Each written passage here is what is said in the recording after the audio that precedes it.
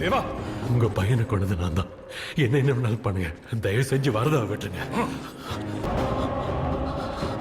Sir, என்ன அடிங்க கொல்லுங்க, வரதாவை மட்டும்.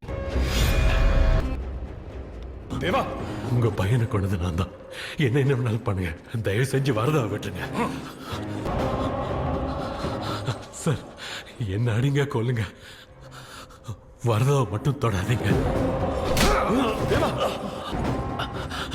சார், விஷ்ணு இந்த கையால தான் கொன்னேன், என்ன கொல்லுங்க, வரதாவை மட்டும் தொடாதீங்க ப்ளீஸ்.